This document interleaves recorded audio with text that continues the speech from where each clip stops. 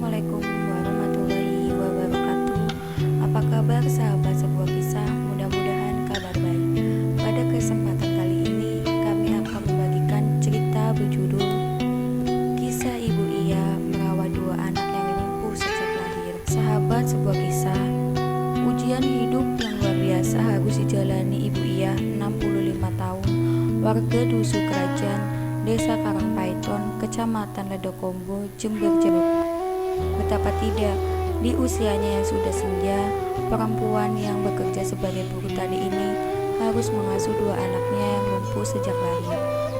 Ya, kalau buruh tani penghasilannya tidak menentu juga, saya menggarap lahan milik orang lain, ujar Ibu Iya saat ditemui Merdeka.com di rumahnya pada Sabtu 8 Februari. Rumah Ibu Iya terbilang amat sangat sederhana dengan beralaskan tanah dan berdinding bambu. Dua anak Ibu Iya, yakni Muhammad Sidi 30 tahun dan Yani 25 tahun, sejak lahir tidak bisa beranjak dari ranjang. Muhammad Sidi yang merupakan anak kedua mengalami disabilitas berupa lumpuh hampir total, bisu dan buta.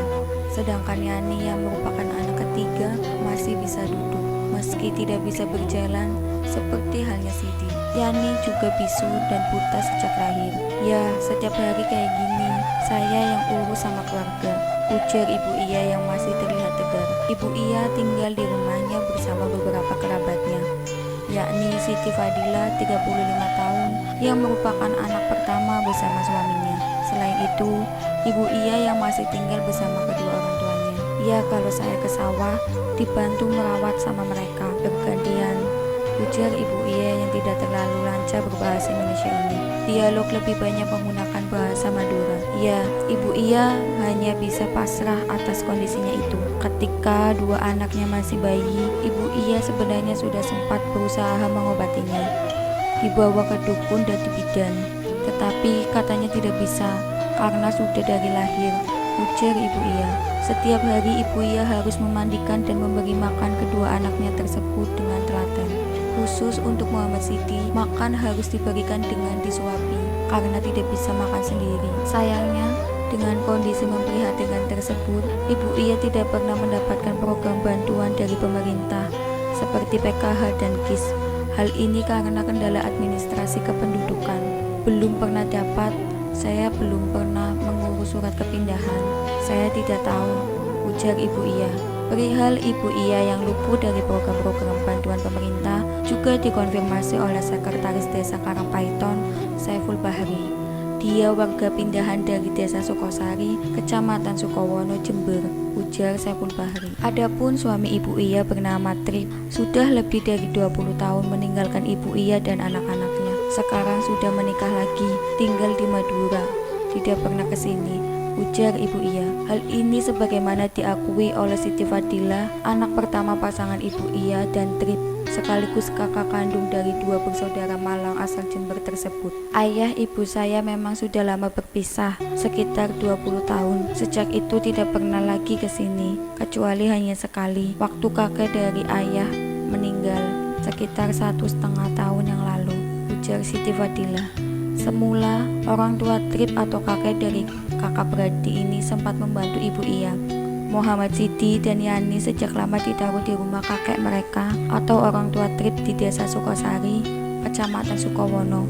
Namun, keadaan berubah ketika kakek tersebut jatuh sakit dan meninggal. Mbah saya itu sempat dibawa ke rumah sini. Baru sehari sudah meninggal. Cuma sekali itu saja. Ayah saya, Pak Trip, datang menjenguk kami, ujar Fadila yang membantu merawat dua adiknya itu bersama sang suami. Sejak itu pula, kakak beradik ini kemudian pindah tempat tinggal, ikut keluarga sang ibu di Dusun Kerajaan, Desa Karangpaiton, Kecamatan Ledokombo. Kebetulan, saya juga tinggal di sini bersama adik saya, anak nomor 4. Sedangkan anak nomor 5 yang bungsu tinggal di desa lain ikut suaminya, jelas Siti. Namun, karena tergolong orang awam, Ibu Iya tidak sempat mengurus surat kepindahan domisili untuk kedua anaknya. Tidak diketahui pula apakah di desa asalnya, kakak beradik lumpuh ini secara administratif mendapatkan bantuan dari pemerintah seperti Kartu Indonesia Sehat ataupun program Keluarga Harapan atau PKH. Saya tidak pernah dapat, tidak tahu itu, ujar Ibu Iya. Adapun sekretaris desa Karangpaiton, Saiful Bahri berjanji akan membantu mengurus dokumen kependudukan termasuk surat pindah untuk kakak berarti bernasib pilu ini. Adapun sekretaris desa Karangpaiton, Saiful Bahri berjanji akan membantu mengurus dokumen kependudukan termasuk surat pindah untuk kakak berarti bernasib pilu ini.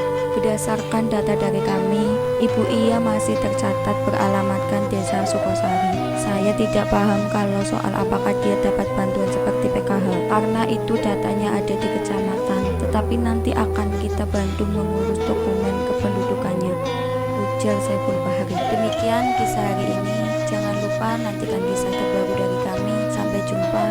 Wassalamualaikum.